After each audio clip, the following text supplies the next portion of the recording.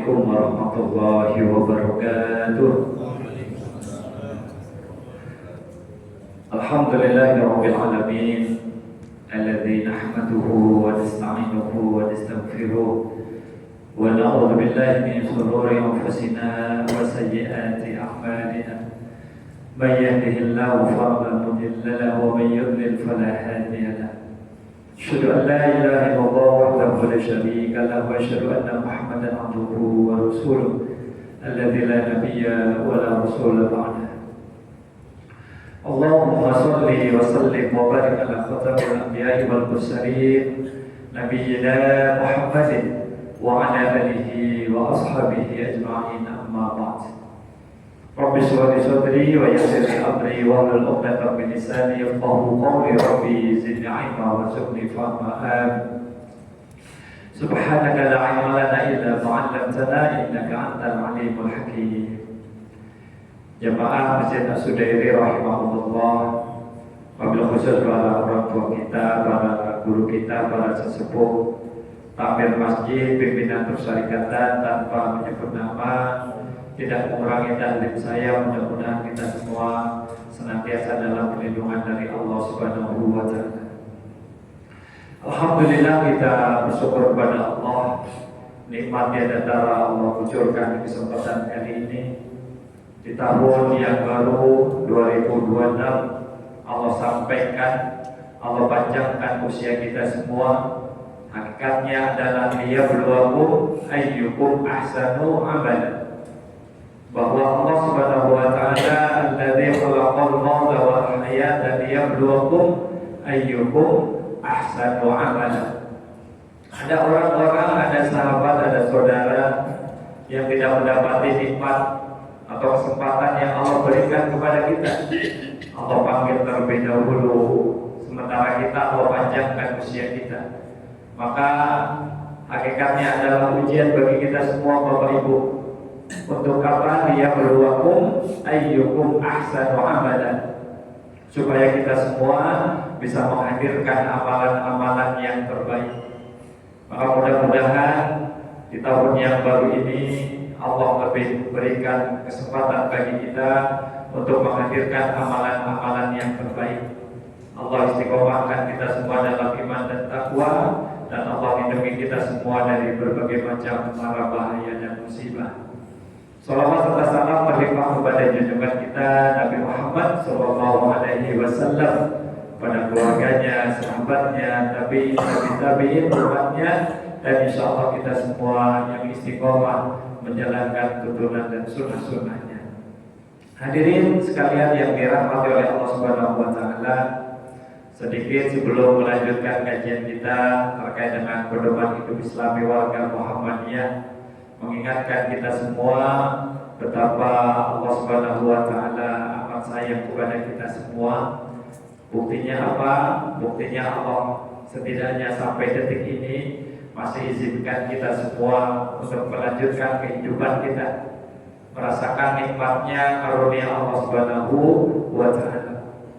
Yakini dan sadari bahwa kita semua adalah hamba-hamba yang tidak lepas dari dosa, dari salah, kadang-kala bermaksiat, melakukan hal-hal yang tidak Allah sukai, tapi Allah tetap sayang pada kita.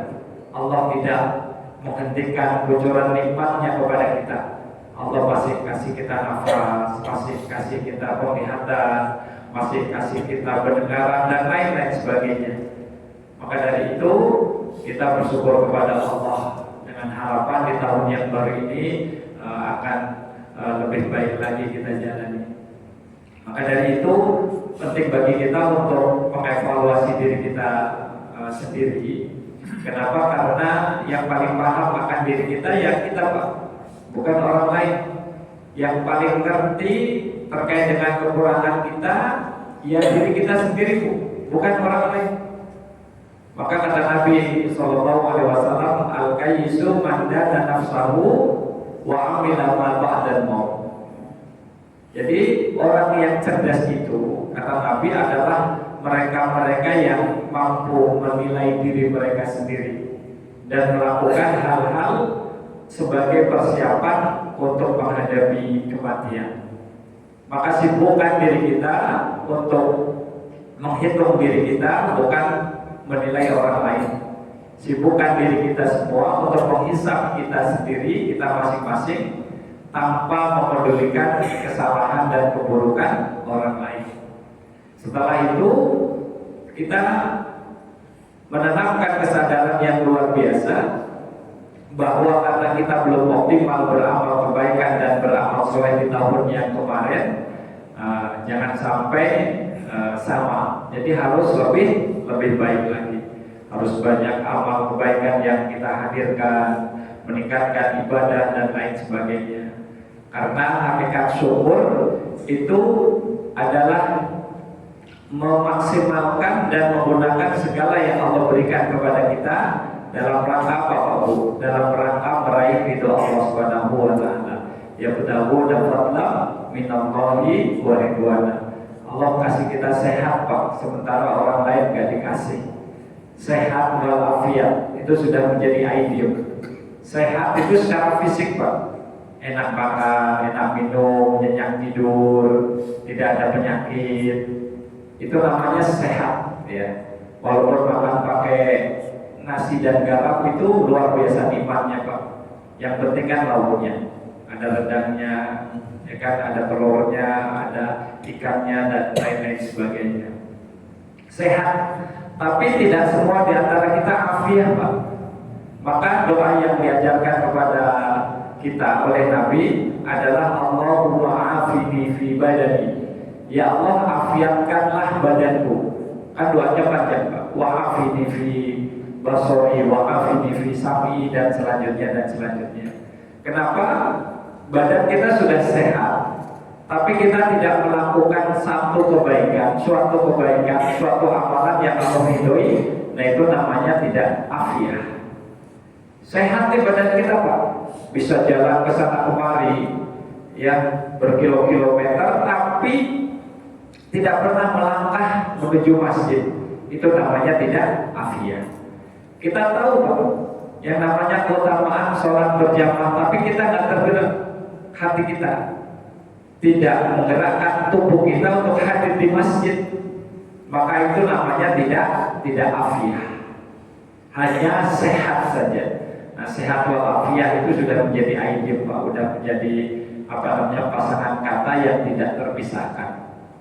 Kemudian Allah kasih kita semua selamat, Pak. Sehat, afiat, selamat itu bahasa Al-Quran semua, Pak. Bahasa Arab sudah menjadi bahasa Indonesia.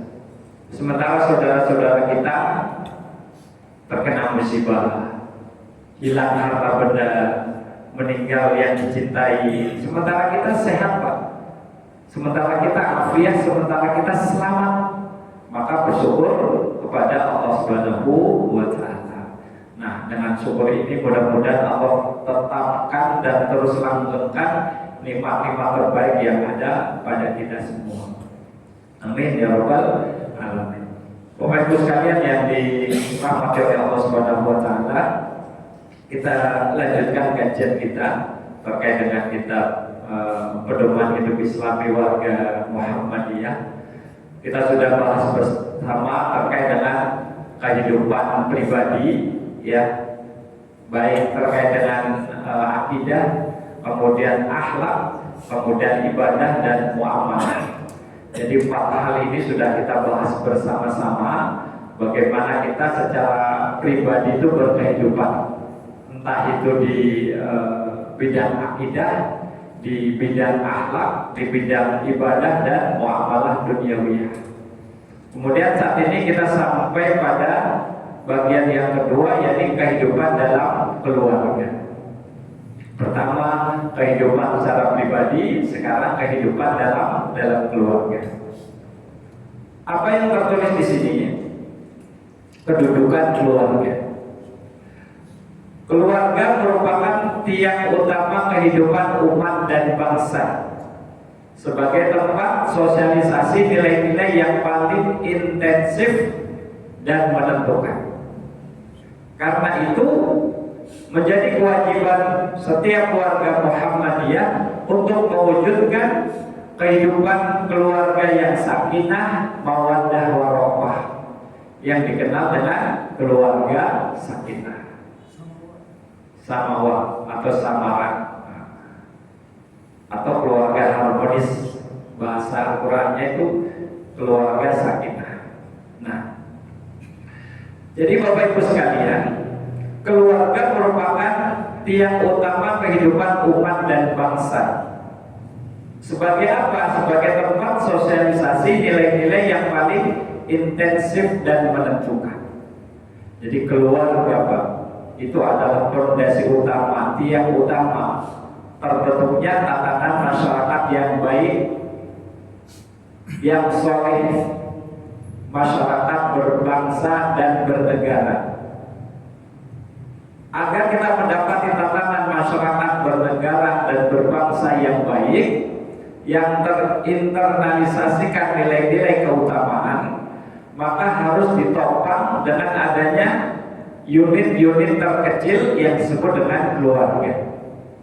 Jadi keluarga Bapak Ibu itu merupakan tempat sosialisasi nilai-nilai yang paling intensif dan menentukan. Sang anak misalkan adalah tempat terbaik baginya, yaitu keluarga Pak. Di sekolah misalkan, memang di antara tempat yang baik, tempat yang menentukan, di mana ia belajar nilai-nilai kearifan. Tetapi di keluarga itu lebih utama Pak, lebih dominan. Kita sebagai guru misalkan mengajar anak murid paling berapa jam Pak? Dari jam 6:30 sampai jam 2:30. Tapi kita di keluarga kita Pak, mengajari anak kita itu segala hal 24 jam, bahkan kalau anak kita istirahat dari sekolah atau libur. Cara makan kita, cara minum kita, cara kita berbicara, apapun itu dinilai, dan itu menjadi apa? Menjadi sumber pembelajaran bagi anak-anak kita. Maka kita harus seideal mungkin Pak Bu, sebagai suami, sebagai istri, sebagai orang tua, harus seideal mungkin. Kenapa? Karena semuanya dicontoh Pak. Dicontoh oleh siapa? Oleh anak-anak kita. Anak-anak kita itu adalah pencontoh terbaik, peniru yang paling ulu.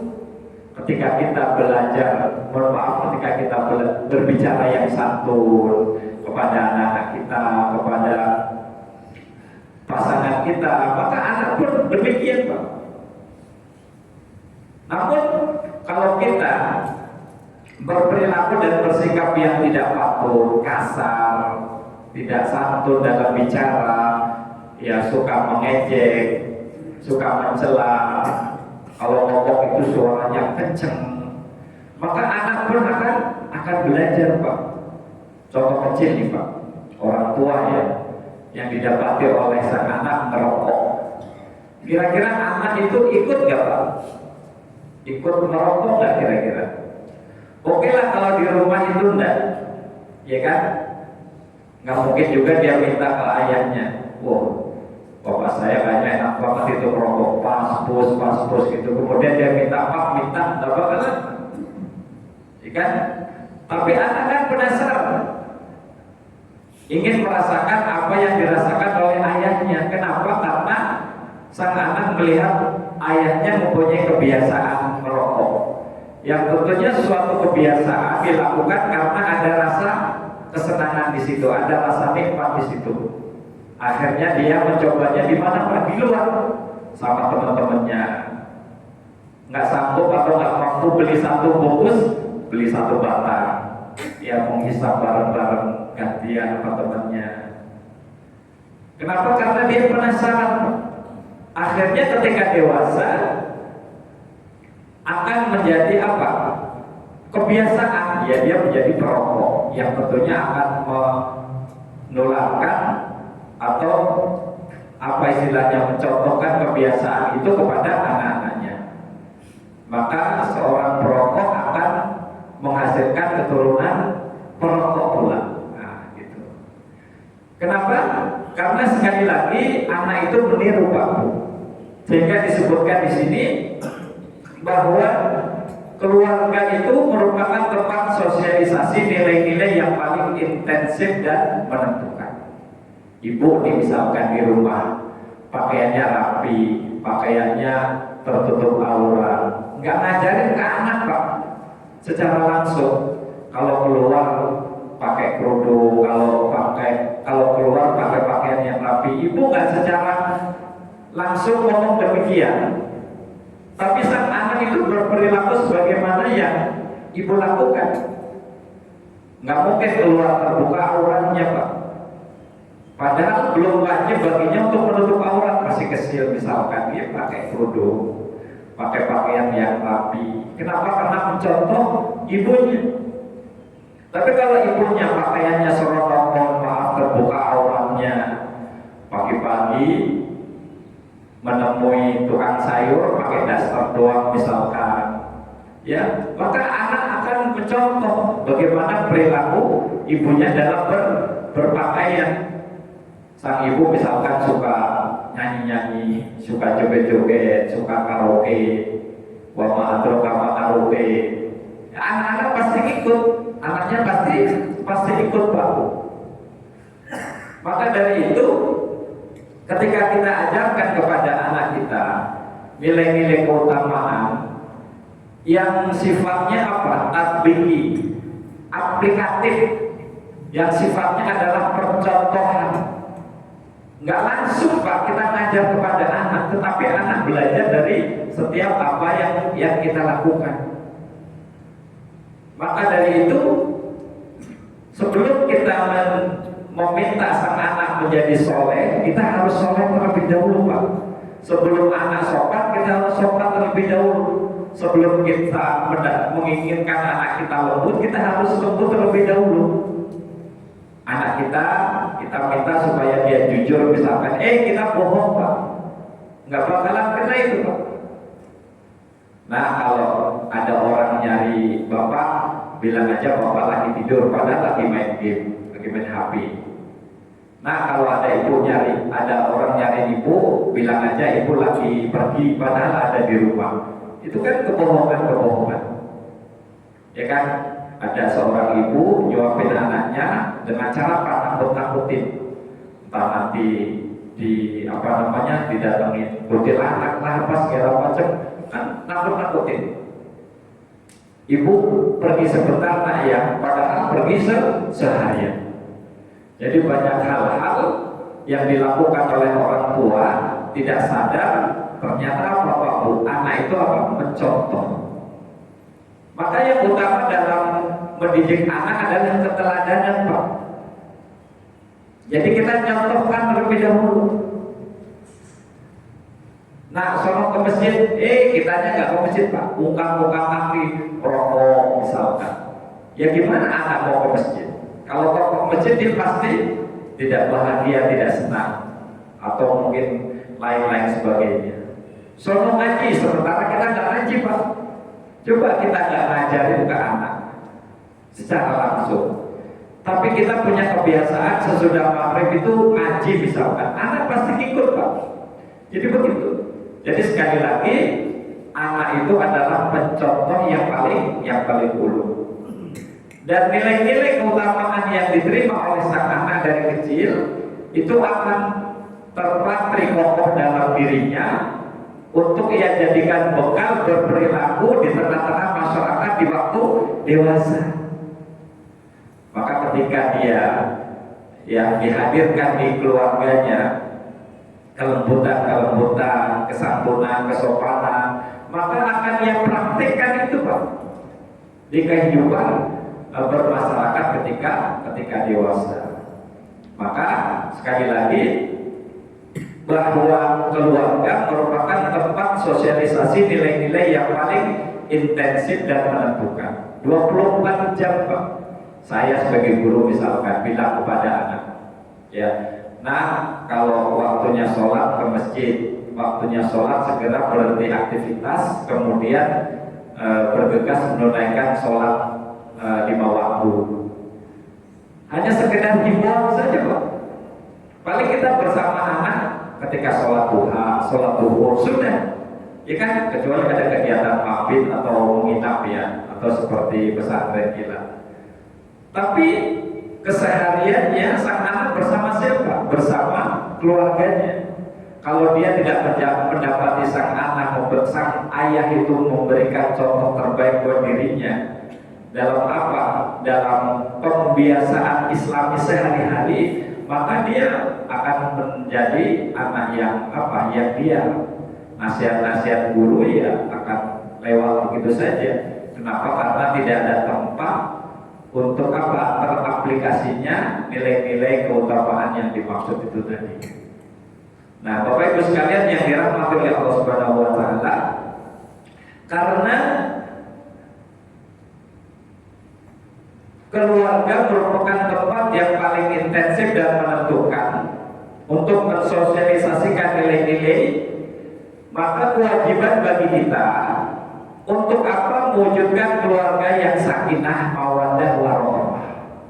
Ini bahasa Al-Quran surat Ar-Rum ayat 21.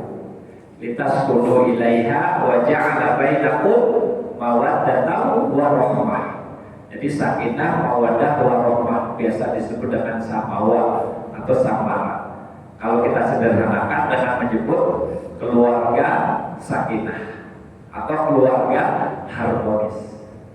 Nah, bagaimana kita menghadirkan keluarga yang sakinah atau sakinah, mawaddah, warahmah? Ini hanya share saja Bapak Ibu sekalian sebagai ilmu. Tentunya Bapak Ibu lebih banyak makan asam garamnya dibanding saya, ya karena di antara Bapak Ibu yang sudah sekian puluh tahun berumah tangga, anak-anaknya pun sudah jadi orang, ya anak-anaknya sudah pada berhasil. Jadi ini bukan mengajari, tetapi lebih kepada apa? Sharing ilmu. Mudah-mudahan ada manfaatnya. Ayatnya sebagaimana yang kita hafal semua, apalagi kalau kita baca undangan itu Pak, minimal tertulis artinya di situ, ya kan? Wa min ayatihi an khalaqu lakum min anfusikum azwaja litaskunu ilaiha wa ja'ala bainakum mawaddatan wa rahmah. Kita ulas sedikit terkait dengan hal ini.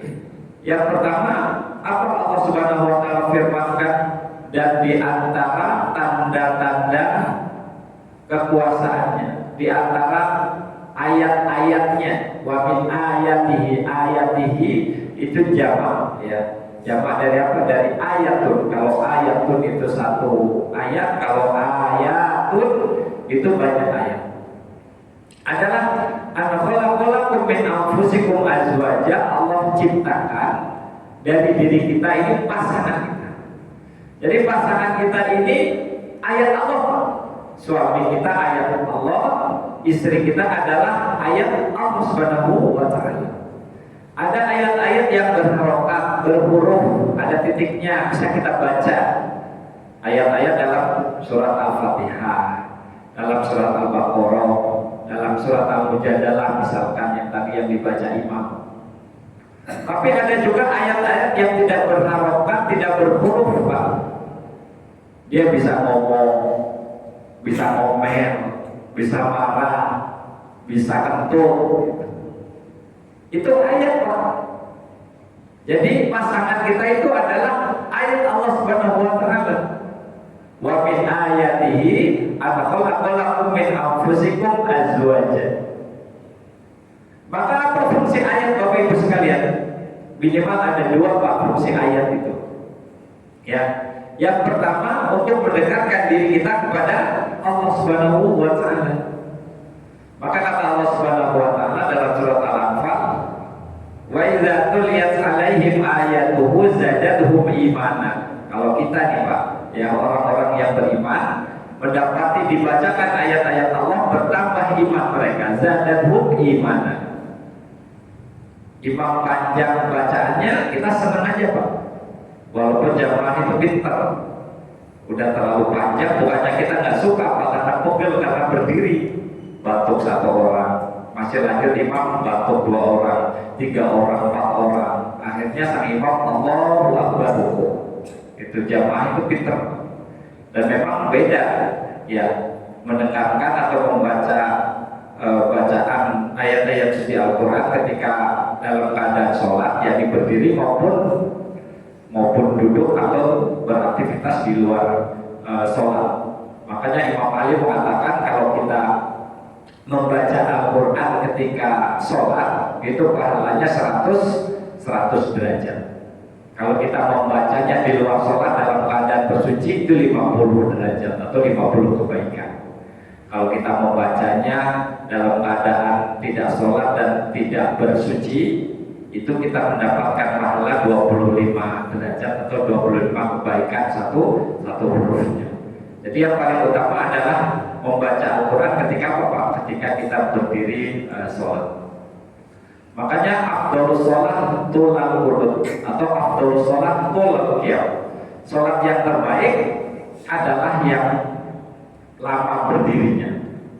Tapi harus diperhatikan ini utamanya adalah untuk apa? Untuk sholat sendiri, bukan sholat berjamaah. Kalau sholat berjamaah kita lihat jamaah kita Pak. Maka upayakan kita bisa memperbanyak bacaan Al-Quran ketika sholat Pak. Kalau nggak banyak ayat yang kita hafal, kita baca pakai mushaf Pak. Kan ada yang tempat Al-Quran itu ya Pak, nekar ya, yang besar itu kan Al-Qurannya yang besar kita baca. Misalkan satu rakaat itu 2 halaman misalkan, atau 1 halaman. Jadi sekali waktu, ya minimal sekali dalam seumur hidup kita bisa menghatamkan Al-Quran dalam keadaan apa Pak? Dalam keadaan menunaikan ibadah sholat. Nah, ayat itu fungsinya untuk mendekatkan diri kita kepada Allah Subhanahu wa Ta'ala. Demikian dengan pasangan kita Pak. Makanya di antara arti dari keluarga dalam bahasa Arab adalah anilah. Apa arti anilah Pak? Anilah itu berasal dari kata-kata alif. Ana ya'lu. Kata Nabi, al-Islamu ya'lu wa la yu'la alaih. Islam itu tinggi dan tidak ada yang lebih tinggi daripada Islam. Artinya tinggi atau meningkat atau bertambah. Jadi kalau seseorang sudah menikah, sudah dihadirkan baginya pasangan, harus meningkat Pak. Meningkat apa? Amal ibadahnya, kebaikannya, kemaslahatannya, amal solehnya. Kalau selama dia berumah tangga tapi gak tambah Pak amal kebaikannya, ibadahnya, amal solehnya, maka ada yang masalah dalam keluarganya. Gitu Pak. Jadi keluarga di antara sebutannya dalam bahasa Arab itu adalah ma'ilah. Artinya apa? Bertambah atau naik atau jadi banyak. Sehingga apa kata Nabi Sallallahu Alaihi Wasallam? Man tazawwaja faqad istakmala nisfal iman. Siapa yang menikah maka telah sempurna separuh imannya. Itu. Separuh iman kita itu sempurna karena apa? Karena Allah hadirkan pasangan itu tadi. Falyattaqillaha fin nisfil akhir. Oleh karena itu hendaklah kita bertakwa di separuh yang lainnya atau di separuh yang sisanya itu tadi. Jadi ini jaminan dari Allah Pak Bu. Sehingga sesoleh-solehnya orang atau bujang tidak bisa melewati kesolehan mereka-mereka yang sudah menikah. Itu Pak. Jadi yang pertama fungsi ayat dalam hal ini adalah pasangan adalah mendekatkan diri kepada Allah Subhanahu wa Ta'ala. Kemudian yang kedua, apa fungsi ayat Pak? Menjauhkan kita dari godaan setan Pak. Makanya kalau ada orang yang kesurupan, apa yang kita lakukan Pak biasanya? Diruqyah, ya kan Pak? Dibacakan ayat-ayat suci Al-Quran. Supaya Pak hilang godaan jin setan yang terkutuk itu Pak. Jangankan jin setan Pak, kita lagi melihat teman kita ngaji Pak. Apakah kita ganggu? Gak bakalan Pak. Kita mau ngajak teman kita bermain, ternyata sesampainya di rumah teman kita lagi ngaji, ya kita tunggu dulu Pak, kita diam aja. Kita aja nggak mau mengganggu mereka yang lagi baca Al-Quran, apalagi jin, setan dan sebangsanya. Begitu Pak. Maka kalau ada orang yang kepanasan ketika mendengar bacaan ayat suci Al-Quran, berarti ya, ada yang aneh di dirinya Pak.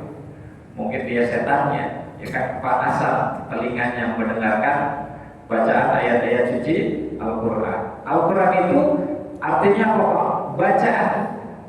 Dari maknanya saja sudah mengandung mukjizat. Adakah dalam kehidupan ini, di dunia ini, kitab, buku yang terus-menerus dibaca Pak, bahkan dihafal? Anak-anak kecil kita sudah hafal ayat-ayat pendek, surat-surat panjang, bahkan hatam menghafalkan Al-Quran. Itu karena apa? Karena kemujizatannya. Nah, ada seorang pemuda yang dia merasa mampu, punya duit untuk menyalurkan hasratnya. Dia mendatangi tempat-tempat yang dimurkai oleh Allah Subhanahu wa Ta'ala, tempat-tempat yang buruk. Nah, apa yang terjadi? Ibarat kata minum air garam, semakin diminum semakin apa Pak? Semakin haus. Ya kan? Ke tempat ini, ke tempat itu, ke tempat lainnya. Untuk apa Pak? Menyalurkan hasrat seksualnya dan lain-lain sebagainya. Yaitu tadi tidak ada kepuasan bahkan. Tapi dengan menikah, dengan berumah tangga, Allah hadirkan satu pasangannya, dia sudah cukup tenang, sudah cukup tentram, terjauh dari hal-hal yang dimurkai oleh Allah itu tadi Pak. Karena Allah sudah cukupkan yang halal di mana di rumahnya. Maka ayat selanjutnya adalah litaskunu ilaiha, supaya engkau bisa hidup tentram, tenang di sampingnya. Yang selama ini dia gundah gulana, selama ini dia terus gelisah, kemana cinta harus berlaku, ya kan? Kemana hasrat harus dilampiaskan, Allah hadirkan pasangan halalnya. Makanya kata Allah Subhanahu wa Ta'ala, litaskunu ilaiha. Jadi fungsi ayat itu ada dua Pak. Pertama, mendekatkan diri kita kepada Allah. Yang kedua, menjauhkan diri dari godaan setan, menjauhkan diri dari hal-hal yang dimurkai oleh Allah Subhanahu wa Ta'ala. Kemudian litaskunu, sakana yaskunu, artinya apa Pak? Artinya itu diam, berdiam atau bertempat tinggal. Maka ada yang disebut dengan sakan, sakan atau maskan. Ada sakinah, sakinah itu apa namanya? Tenang, ya. Sukun Pak, apa arti sukun Pak? Sukun bukan buah, ya. Sukun itu diam. Kan ada harokat, fathah, asroh, dhammah. Kemudian satu lagi sukun. Sukun itu apa? Sukun itu diam, tidak bergerak. Nah, itu diam. Sehingga tempat tinggal, tempat diam itu namanya apa Pak? Sakan atau maskan. Sehingga orang yang tidak punya tempat tinggal atau punya tempat tinggal tetapi kekurangan, dia disebut dengan apa Pak? Disebut dengan miskin, ya kan? Dan di antara ciri miskin adalah minal masakin, ya, dimasakin mertua, nah gitu. Sakana ya sepuluh sakan, ya. Maskan itu tempat tinggal. Nah, sakinah itu ketenangan Pak. Kenapa dia sakinah? Tenang, itu ada tempat kembali, ada tempat mencurahkan, ada tempat untuk bersosialisasi, tempat curhat dan lain-lain sebagainya. Maka dari itu, ketika sang anak tidak mendapati tempat terbaiknya, dia akan kacau. Kita di sebagai guru, ya, mendapati ada anak kita yang misalkan berperilaku aneh-aneh segala macam, nggak seperti biasa, nggak seperti umum teman-temannya. Pasti ada masalah di rumah tangganya Pak. Ya benar, misalkan rumahnya atau rumah tangganya broken home, atau bapak ibunya berselisih, atau ada masalah lainnya. Tapi kalau dia baik-baik saja, dari pagi dia mendapatkan kondisi yang baik dari ayah bundanya, ya dihantarkan ke sekolah, bla bla dan lain sebagainya, maka sang anak pun akan ya mendapati kepribadian yang baik. Begitu. Jangankan anak Pak, kita sebagai orang tua, ketika mendapati hal yang tidak nyaman di rumah, itu berpengaruh pada psikologis kita dan berpengaruh kepada kinerja kita. Kita terganggu konsentrasi kita dalam hal bekerja di kantor misalkan. Tidak laki-laki, tidak perempuan. Cemberut bukannya, manyun bukannya. Kenapa? Karena ada masalah di rumah tangganya. Jangankan anak Pak, ya kan kita sebagai orang tua pun demikian. Maka pentingnya keluarga sakinah itu di sini Pak. Sehingga tadi disebutkan bahwa keluarga merupakan tempat sosialisasi nilai-nilai yang paling intensif dan menentukan. Karena kondisi psikologis kita, perilaku kita secara umum, kinerja kita bahkan itu dipengaruhi oleh kondisi baik buruk keadaan di rumah tangga kita. Maka dari itu, sekali lagi wajib bagi kita semua untuk menghadirkan kehidupan yang sakinah, mawaddah, warahmah. Kemudian apa yang dimaksud dengan mawaddah Bapak Ibu? Mawaddah itu berasal dari kata-kata madah. Apa artinya madah Pak? Madah itu artinya materi. Maksudnya ketertarikan secara fisik. Maka kata Nabi SAW, perempuan itu dinikahi karena apa Pak? Karena 4 hal, ya kan? Karena cantiknya, maksudnya fisiknya. Yang kedua karena hartanya, ya kan? Itu fisik juga kan materi. Kemudian yang ketiga karena keturunannya. Kemudian yang keempat fadbar bizatin taribat yada. Kemudian Nabi menyebutkan bahwa alasan yang paling baik ketika mencari pasangan adalah dilihat baik buruk agamanya. 3 dari 4 itu fisik Pak. Inilah yang disebut dengan madah. Maka Bapak dulu menikah. Kenapa? Karena pasangan Bapak dilihat apa? Cantik, baik, ya bagus. Demikian dengan ibu, melihat dulu ya pasangannya apa sebelum dinikahi atau sebelum menikah. Ya karena ganteng, karena masih muda, karena apa? Karena baik. Ya kan? Itu disebut dengan apa? Ketertarikan secara apa? Secara fisik. Maka kalau ada orang yang bilang saya menikah bukan dilihat fisik, bohong itu Pak, bohong itu namanya.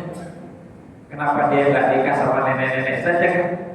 Ya, walaupun ada orang anak muda yang menikah dengan nenek-nenek ya atau sebaliknya karena satu dan lain halnya. Jadi mawaddah itu ya di situ Pak, ketertarikan dalam hal apa Pak? Dalam hal apa? Fisik. Maka pentingnya materi di sini Pak. Keluarga Pak, kalau nggak ada materi, nggak ada duit memang tidak dibawa mati Pak. Tapi kalau nggak punya duit, serasa mau mati, ya kan? Duit memang bukan segala-galanya Pak. Tapi segala-galanya butuh duit, ya kan? Sehingga wajib bagi suami itu untuk apa? Mencari duit Pak, mencari materi. Gimana pun caranya yang penting halal. Sehingga kalau sekiranya laki-laki atau suami tidak menjalankan tugas utamanya memberi nafkah, maka dia akan apa Pak? Akan turun martabatnya, hilang harga dirinya. Ganteng misalkan Pak, memang bikin kenyang, ganteng enggak Pak. Cantik memang bikin kenyang enggak Pak. Dilihatin terus lama-lama bosan Pak, ya kan? Ini ada suami ganteng, tapi di rumah aja Pak, nggak apa-apa, kesel juga itu bininya Pak, begitu. Jadi materi itu apa? Materi itu penting. Nah yang menarik adalah bahwa kalau ada seseorang yang menjadikan alasan materi itu tidak ada keengganan untuk menikah, maka itu salah. Maka kata Allah Subhanahu Wa Taala, wa aqil ayyamikum was-solihina min ibadikum, dan nikahkanlah bujang-bujang di antara kalian. Maka ayat selanjutnya iyakunu fuqara yughnihimullahu min fadli. Kalau sekiranya mereka fakir, fakir itu apa Pak? Ini ada miskin, ada fakir. Fakir itu lebih susah daripada miskin Pak, lebih belangsakan Pak, lebih pokoknya susah Pak, di bawah miskin Pak. Kalau mereka fakir, yughnihimullahu min fadlih, maka Allah akan kayakan dan dirinya dari apa? Dari karunia. Jadi Allah yang akan membuat kaya Pak. Sekaya-kayanya bujang, apa dia punya sendok, punya gelas Pak? Tidak punya Pak.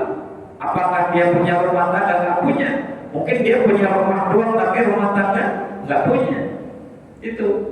Jadi mawaddah itu ketertarikan secara fisik dan juga ada janji dari Allah Subhanahu Wa Taala akan apa? Memenuhi kebutuhan-kebutuhan secara fisik sebagaimana yang Allah tadi janjikan. Iyakunu fuqara yughnihimullahu min fadlih. Kalau sekiranya mereka fakir, maka Allah akan kayakan dari karunia-Nya. Kemudian yang terakhir itu ada apa? Disebut dengan apa? Dengan rahmah.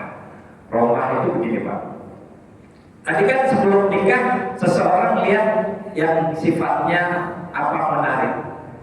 Ya kan, sikapnya, perilakunya, fisiknya, ya kan, dia keturunan siapa, kan dilihat juga kan, harta bendanya, ibu nih misalkan ya, punya anak gadis, ya kan, yang datang laki-laki gak jelas kerjaannya Pak, mikir juga kita Pak, nanti anak saya pun dikasih makan apa, ya kan, jadi apa ketertarikan secara fisik, yang disebut dengan mawaddah itu. Nah setelah menikah, itu ketahuan semua Pak, buruknya Pak, ya kan, kebiasaannya yang selama ini kita nggak tahu. Oh mungkin dia kadang-kadang naik emosinya, apa namanya, suka ngambek, apalagi suka marah, suka kesel, tidur ngorong misalkan atau lain sebagainya. Ada hal-hal yang nggak kita sukai Pak dari pasangan kita. Tapi bukan berarti kita mundur, bukan berarti kita menyesal Pak. Tapi Allah buat kita tenang, nyaman dengan kebiasaan baru pasangan kita. Kita suka pedas nih Bu, ya kan? Oh ternyata suami kita nggak suka pedas misalkan. Akhirnya wah, saya menyesal menikah sama dia. Kan ada juga, ya kan? Itu kenapa? Karena Allah Subhanahu Wa Taala berikan kepada mereka-mereka yang berumah tangga itu apa tadi? Rahmah, kasih sayang yang memang Allah Subhanahu Wa Taala sempatkan pada setiap diri kita.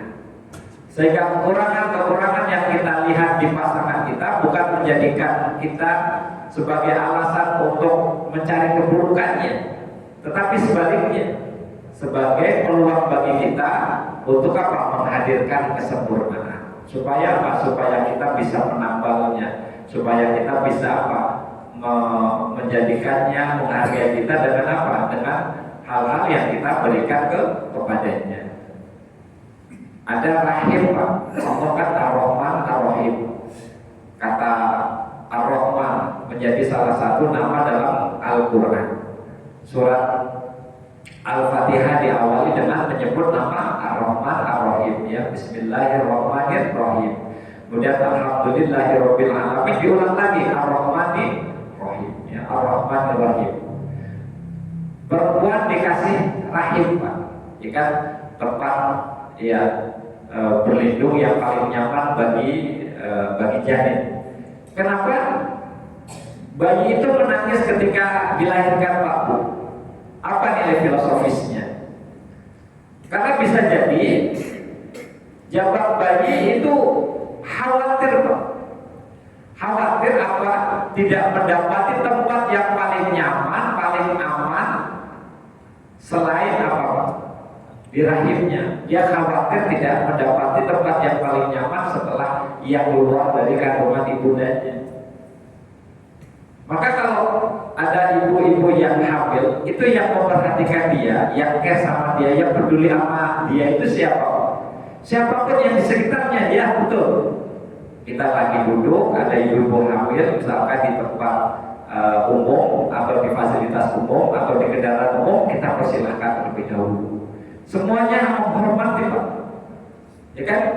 Apakah karena misalkan ibu lagi kesal kemudian ditaruh itu kandungan, kan nggak mungkin, dipukul-pukul kesal segala macam kan nggak mungkin, ya kan?